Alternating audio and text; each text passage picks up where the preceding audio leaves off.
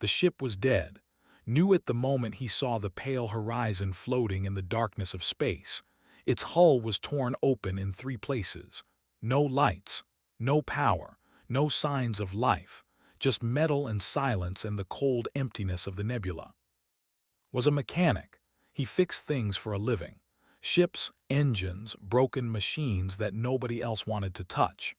The salvage guild paid him to board wrecks like this one and strip them for parts. It was dirty work, but it paid well and was good at it. He guided his small shuttle toward the largest tier in the hull. His magnetic boots clicked against the dead ship's floor as he stepped inside. The emergency lights had failed long ago. Only his helmet lamp cut through the darkness. The smell hit him first, even through his suit's filters. Death. Old death. The kind that settles into metal and stays there forever. Had seen dead bodies before. Space was not kind to the weak or the unlucky, but this was different. This was a massacre. The crew lay scattered across the corridors and rooms. Were a feline species, tall and graceful, with silver and fur that made them look like living sculptures. They were proud creatures, elegant. They walked through space stations like they owned the universe. Now they were just bodies, frozen still, their fur matted with dried blood. Counted 12 dead as he moved through the ship. Pirates, probably.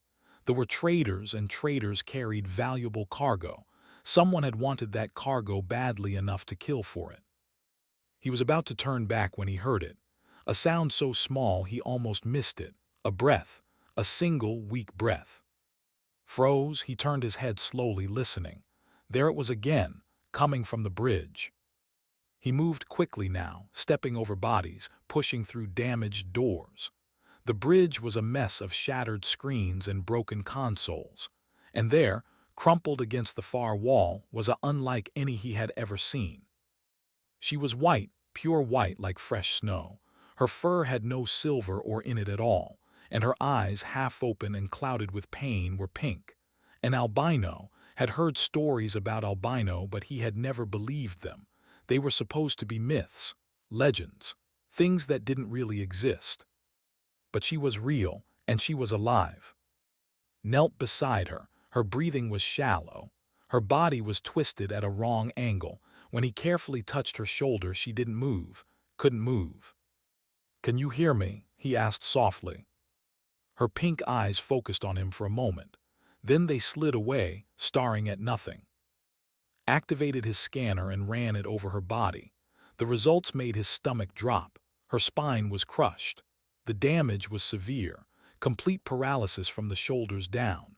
She could breathe on her own, but that was all. She would never walk again, never move her arms, never do anything but lie there and wait for death. The ship's medical AI was still barely working. Connected to it and asked for options. The AI's response was cold and simple. There were no options. Nerve damage did not heal. Their biology was not like human biology. What was broken stayed broken. Sat back on his heels and looked at the albino. According to the ship's records, her name was. She was 23 years old in human terms. A junior navigator. The youngest member of the crew. He knew what he should do. The kind thing, according to culture, would be to leave her. The belief that a life without physical ability was no life at all. They had rituals for situations like this. Quick, painless, merciful. But was not. He was human, and humans did not leave people behind. He pulled the thermal blankets from his pack and wrapped them around his body. She was so light, so fragile. Her white fur was soft against his gloves as he lifted her carefully, supporting her head and neck. She made a small sound, not quite a word, maybe a protest, maybe nothing at all. "I know," said quietly. "I know this isn't what you want, but I can't leave you here. I'm sorry, I just can't." He secured her to his chest with cargo straps, making sure her head was stable and her airway was clear. Then he began the long walk back to his shuttle. The Songbird was waiting for him in orbit. It was an old ship, ugly and patched in a dozen places, but it was home. Captain was standing at the airlock when came aboard, still carrying the against his chest. was a small woman with tired eyes and hair that she kept cut short. She had been running salvage operations for 30 years. She had seen everything, but even she raised an eyebrow at the sight of his burden. "What is that?" she asked. Survivor said, "Only one." "She's—" "Yes. She's not moving. She can't, spine is crushed, complete paralysis." Was quiet for a long moment. She looked at its white fur, her closed pink eyes, her limp body hanging in its arms like a broken doll. "She's not going to thank you for this," said finally. "They don't see this as saving, they see it as cruelty." "I know," said. "Her people will probably hate you for it." "Probably. She might hate you too." Looked down at. She was unconscious now, her breathing slow and steady. She looked peaceful, almost beautiful in a strange and sad way. "That's okay," he said. "I'm not doing it for thanks." He carried her to the medical bay and laid her gently on the bed. Then he sat down beside her and began the long work of keeping her alive. Outside, the stars turned slowly in the endless dark. The pale horizon faded into the distance, becoming just another piece of space debris, just another forgotten wreck. But was not forgotten, was here, and was not going to let her go. 3 weeks passed on the songbird and did not speak. She was awake most of the time. Her pink eyes would follow movement around the medical bay. She would blink when someone talked to her, but she never said a word, not one. Came to see her every day, every morning before his shift, every evening after his work was done, sometimes in the middle of the night when he could not sleep. He would talk to her about small things, the weather on planets they passed, the repairs he was doing on the ship's engines, stories from his childhood in a coastal city on Earth where the sea was and the fish market smelled like salt and life. Never responded, but she listened. Could tell she was listening by the way her ears moved slightly, turning toward his voice. He fed her himself. The medical bay had machines that could do it but preferred to do it by hand. He would sit beside her bed and carefully spoon nutrient paste into her mouth. She ate. Not much, but enough. She seemed to understand that refusing food would only make things worse. The hardest part was keeping her clean. Were proud about their bodies. Their fur was important to them. A dirty or matted coat was a sign of shame. Learned to wash her gently, using warm water and soft cloths, being careful around her useless limbs. At first would close her eyes during these times. She would not look at him. He could see the shame burning in her face, even though she never said anything. But after a few weeks, something changed. She started watching him work, not with shame anymore, with something else. Curiosity, maybe, or confusion. The rest of the crew did not understand what was doing. Was the ship's pilot. He was a tall man with a loud voice and strong opinions. He thought was wasting time. "She's not going to get better," said one evening in the mess hall. "You know that, right? You're just keeping a corpse warm." Did not answer. He just kept eating his rice and vegetables. "I'm serious," continued. "We're spending medical supplies on someone who can't even thank us, someone who's going to die anyway. What's the point?" "The point," said quietly, "is that she's a person, and she's alive, that's enough." Shook his head and walked away. Was more sympathetic. She was the communications officer, a young woman with a kind heart and a soft voice. She would sometimes visit and read to her from old books, Earth stories, anything she could find in the ship's database. "I think it's beautiful what you're doing," told one day, "even if it's hopeless." "It's not hopeless," said, "it's just hard." He spent his free hours building things for a special chair that could move through the ship's corridors, a harness system that would let her sit upright and look out the windows, tools that she could operate with just her mouth if her head movement ever got strong enough. The other crew members thought he was crazy. Maybe he was, but had always believed that the right tool could solve any problem, and if his body could not be fixed, then he would fix the world around her instead. One night very late, Captain found asleep in the cargo bay. He had fallen asleep next to his makeshift bed, his head resting against the wall, his tools scattered around him. Was awake. Her pink eyes were fixed on the sleeping human. Her expression was strange, could not read it. Why does he do this? His voice was rough and weak. It was the first time she had spoken since they brought her aboard. Walked closer. She sat down on a crate and looked at the albino. Humans are strange, said after a moment. We fix things, it's what we do, even things that can't be fixed. I cannot be fixed. He knows. Then why?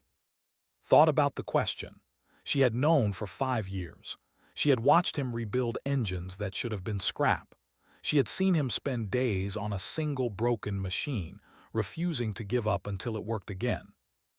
Because giving up is not in his nature, said finally. He sees something broken and he has to try, even if it's impossible, even if it hurts him, he has to try. Was quiet for a long time. Her eyes moved back to his sleeping face. He looked tired. There were dark circles under his eyes. His hands, even in sleep, were calloused and from years of hard work. My people would have let me die, whispered. It would have been the kind thing, the proper thing. Maybe, said, but humans don't always do the proper thing. Sometimes we do the stubborn thing instead. She stood up and walked toward the door. Then she stopped and looked back. For what it's worth, said, I think he's right. I think you're worth saving. I think anyone who survives what you survived deserves a chance, even if it's hard, even if it hurts. She left alone with the sleeping mechanic. Lay there in the dark, listening to breathe. She thought about her ship, her crew, her family back on the. She thought about everything she had lost. And then, for the first time since the attack, she thought about what she might still have.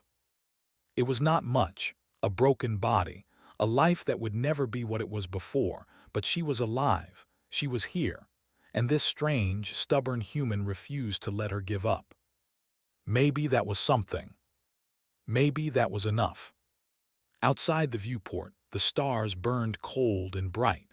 The songbird flew on through the endless dark, and in the cargo bay, a human mechanic slept beside a broken, both of them waiting for a tomorrow that might never come.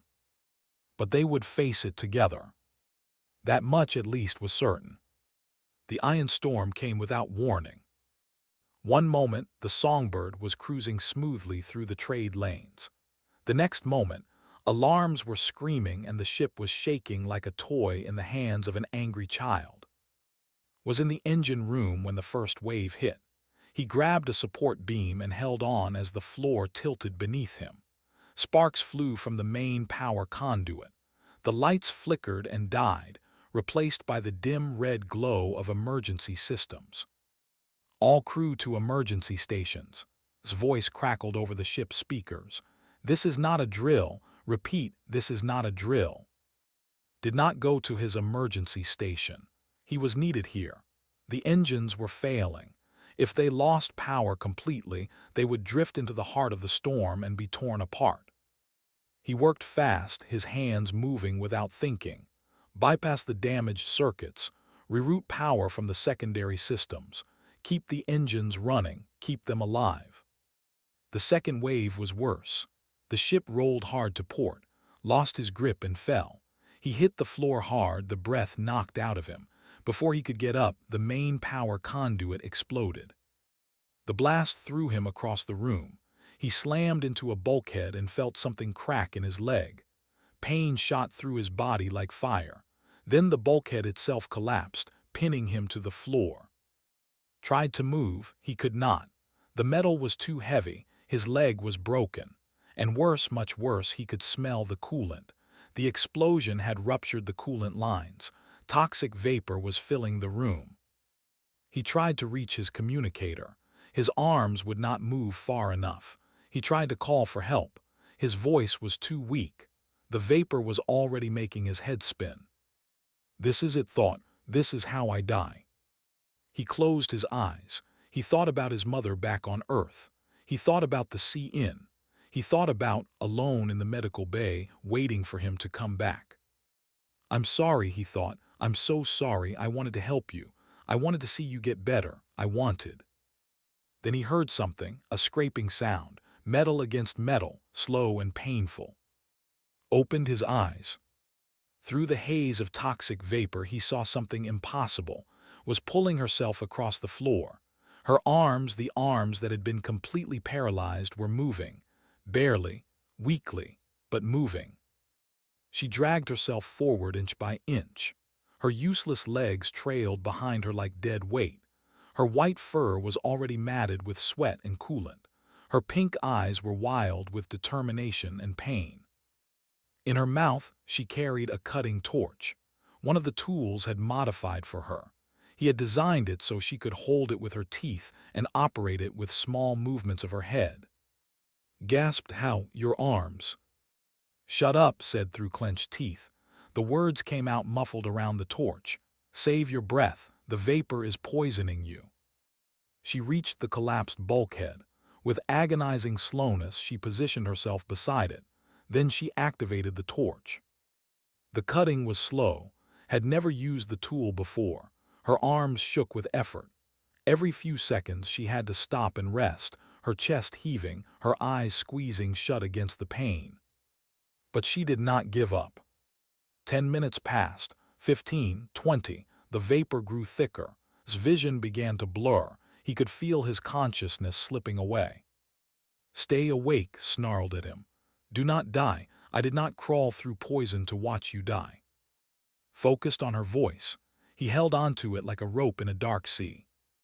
Finally, after what felt like forever, the bulkhead fell away, was free. Collapsed beside him, the torch falling from her mouth. Her lips were burned from the heat. Her arms hung limp at her sides, trembling uncontrollably. But she was smiling, a tiny, exhausted smile. "I did it," she whispered. "I moved." Dragged himself toward her. Every movement was agony, but he did not care. He reached out and took her hand in his. Her fingers twitched weakly against his palm. "Your arms," he said. "I thought," the doctors said. "I know what they said." His voice was fatting. She was barely conscious. "But you taught me something human. You taught me that impossible is just a word." The rescue team found them 20 minutes later and carried them both to the medical bay, where the ship's doctor worked frantically to save their lives. Had a broken leg, 3 cracked ribs, and severe vapor poisoning. He would recover. His condition was more complicated. The ship's medical AI ran test after test, and each result was more surprising than the last. Her arms were working, not well, not strongly, but working. The neural connections that had been completely destroyed were somehow regenerating. "This should not be possible," the AI said. "Neural damage is permanent. There are no documented cases of regeneration at this level of severity." "Then document this one," said grimly. Later, when was awake and stable, the doctor explained what had happened. In biology, extreme emotional stress could sometimes trigger partial neural regeneration. It was rare, almost mythical. They themselves did not fully understand it. But somehow, in that moment of crisis, this desperate need to save had done something that all the medicine in the galaxy could not do. It had made her body start to heal. Just her arms, her legs were still dead. She would still need the chair, she would still need help. But it was something. It was a miracle. Lay in her bed, flexing her fingers slowly. They moved. They actually moved. She could feel the sheets beneath her palms. She could feel the warmth of her own body. Was watching her from the next bed over. His leg was in a cast. His face was pale from the poison, but he was smiling. "You saved my life," he said. "You saved mine first," replied. "I was just returning the favor." She looked at her hands, her white-furred, weak, trembling, beautiful hands. "I thought I would never move again," she said softly. "I thought I was dead, just a dead thing waiting to stop breathing." And now met his eyes. For the first time since he found her in the wreckage, there was light in her pink gaze, hope, life. Now, she said, I think I want to live. The ship arrived 6 months after the storm. It was a beautiful vessel, sleek and silver like a blade cutting through space. The Songbird looked like a garbage pile next to it, old and ugly and patched together with spare parts and stubbornness. But loved the Songbird, it was home. The delegation came aboard with stiff backs and careful faces. There were 3 of them, 2 males and 1 female, all dressed in formal robes. Their silver fur was perfectly groomed. Their movements were smooth and graceful. They looked at the Songbird's dirty corridors with barely hidden disgust. "We have come for the survivor," the lead delegate said. His name was something long and complicated. Did not try to remember it. The one called. Captain led them to the cargo bay. It had been converted into a workshop over the past months. Tools hung from the walls. Half-finished machines covered every surface. In the center of it all, sitting in her custom chair, was. She had changed. Her white fur was clean and bright. Her pink eyes were sharp and focused. Her arms, once useless, now moved with growing strength and precision. She was holding a wrench, tightening a bolt on a piece of equipment could not identify. When she heard the delegates enter, she put down the wrench and turned her chair to face them. "Hello," she said calmly. The delegates stared at her, could see the shock in their eyes even though they tried to hide it. An albino working with tools, sitting in a machine built by humans, living on a ship full of aliens. It was everything their culture told them was wrong. The female delegate said softly, "We have been searching for you. Your family sent us." "I know," said, "I received their messages." "Then you know we have come to take you home." Was quiet for a moment. She looked around the cargo bay, at the tools she had learned to use, at the machines she had helped repair, at standing in the corner watching her with worried eyes. "What kind of home?" she asked. The lead delegate stepped forward. "A comfortable one, a care facility on our. You will have everything you need, medical attention, food, shelter. And privacy," the female delegate added gently. "You will not need to be seen. You will not need to endure the stares of others. You can live quietly, peacefully." Hidden thought. They want to hide her away, lock her in a room where no one has to look at her, where no one has to be reminded that they are not perfect. Seemed to be thinking the same thing. Her expression did not change, but her hands tightened on the arms of her chair. "I have a question," she said. "After the attack on the pale horizon, did anyone come looking for survivors?" The delegates exchanged glances.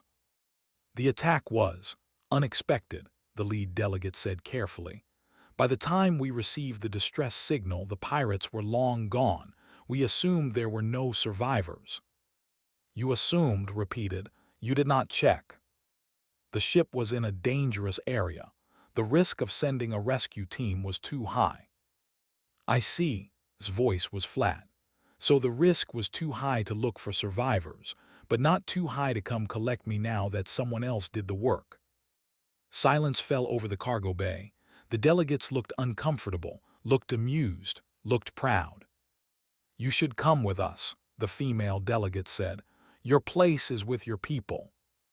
Laughed, it was a short, bitter sound. "My people," she said. "Let me tell you about my people. My people left me to die on a broken ship. My people consider my white fur a curse and my disability a shame.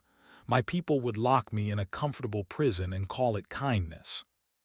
She rolled her chair forward, closer to the delegates. Her pink eyes burned.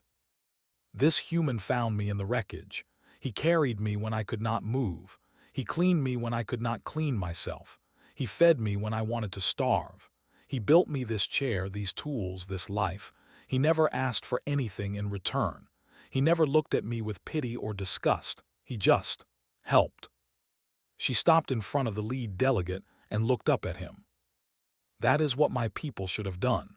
That is what family should do, but you did not." He did. The delegate's face was stone. "You cannot stay with these humans. It is not proper. It is not right." According to whom? According to our traditions, our culture, our way of life. Your traditions left me to die, said quietly. Your culture sees me as a broken thing to be hidden away. Your way of life has no place for someone like me. She shook her head slowly. I am done with your traditions. I am done with your culture. I am done with a way of life that measures worth by the straightness of a spine. She turned her chair and rolled back toward. When she reached him, she looked up at his face. He looked back at her with something soft in his eyes, something warm. If you will have me, said to him, I would like to stay. Smiled. It was a small smile, but it lit up his whole face. You're already crew, he said.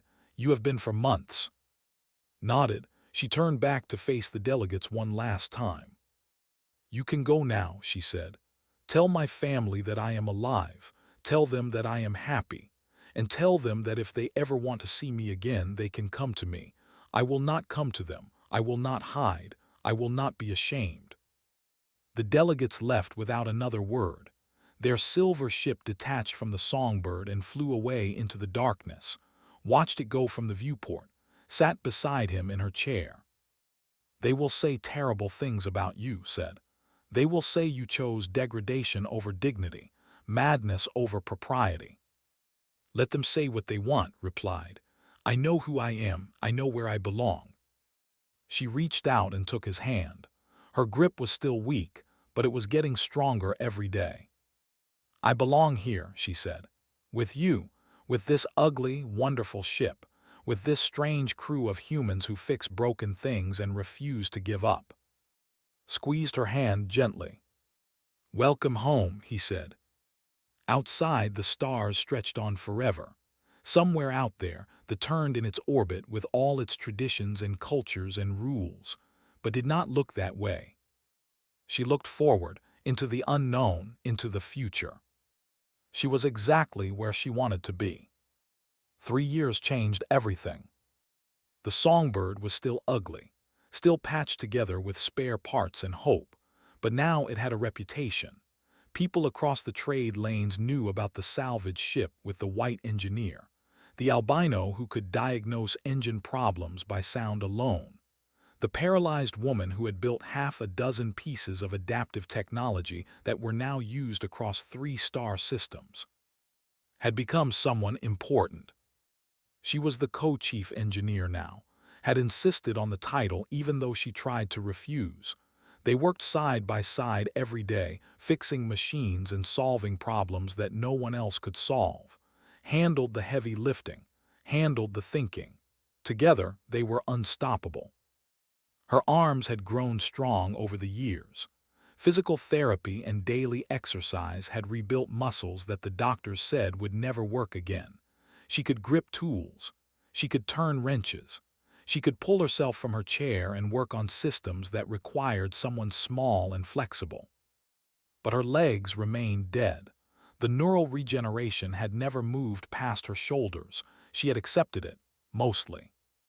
Then the message came.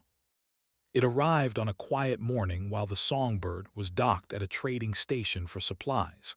The sender was the medical academy. Almost deleted it without reading. But something made her stop. Something made her open it. There is a new treatment, she told that evening. They were sitting in the cargo bay, sharing a meal of rice and vegetables. Experimental, developed partly from data about my case.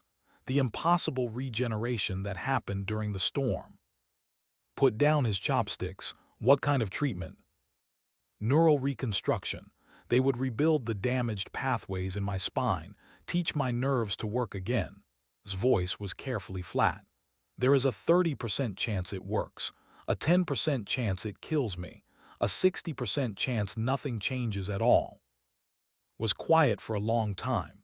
His face showed nothing, but knew him well enough to see the fear in his eyes. What do you want? He finally asked. Looked down at her legs. They lay still in her chair, wrapped in soft cloth, as useless as they had been the day he found her in the wreckage. I want to walk, she whispered. I have always wanted to walk.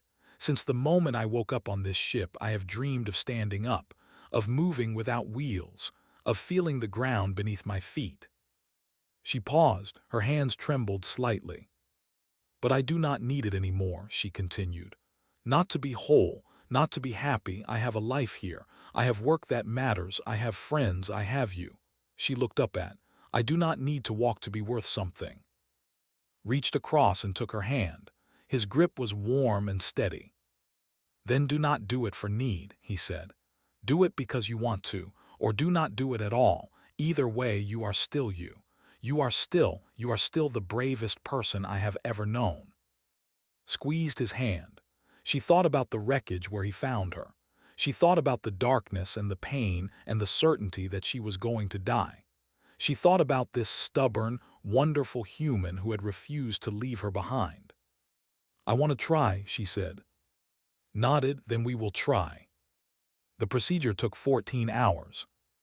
Lay on a medical table in the Academy Hospital, surrounded by machines and doctors.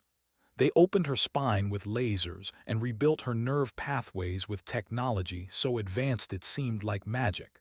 Through it all, she was unconscious, floating in a dreamless dark. Waited outside. He did not eat. He did not sleep. He just sat in a plastic chair and stared at the door, counting the minutes. When the doctors finally came out, their faces were tired but hopeful. It worked, they said. We think it worked. The recovery took 8 months. 8 months of pain. 8 months of slow, agonizing progress. 8 months of learning to feel things she had not felt in years.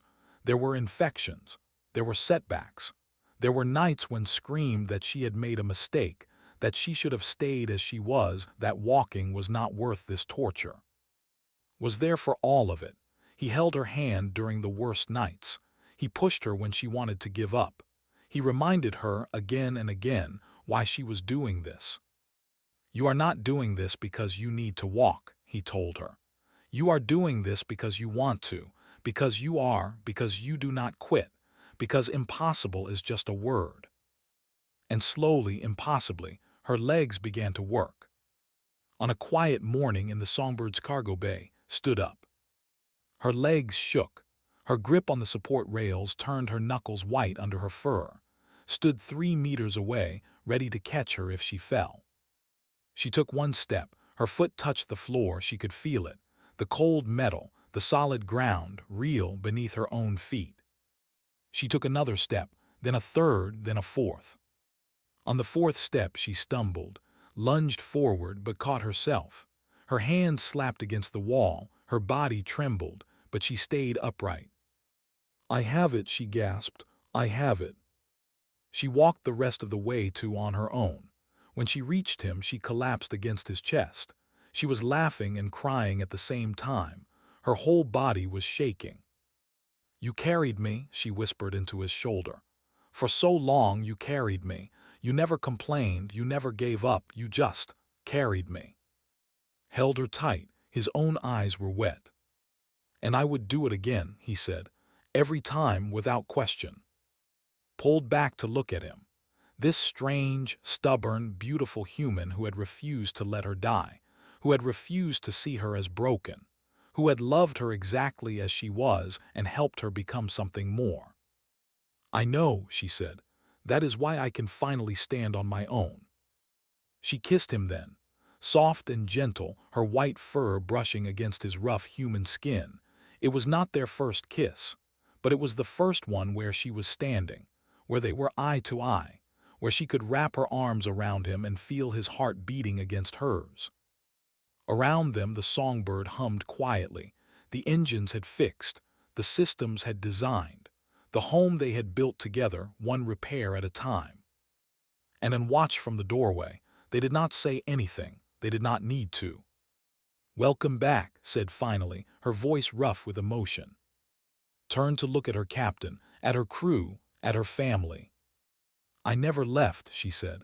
I was always here, I was just waiting to catch up. She took a step away from, then another. Her legs were still weak. She would need months more of practice before she could walk normally, but she was walking. She was actually walking. Outside the viewport, the stars burned bright against the endless dark. Somewhere out there, People would tell stories about the albino who walked again, the broken thing that a human had refused to throw away, the impossible miracle that stubbornness had made real. But did not care about stories. She cared about the feel of the deck beneath her feet, the warmth of his hand in hers, the hum of the engines and the smell of machine oil and the laughter of her crew. She was home. She was whole. She was finally completely alive.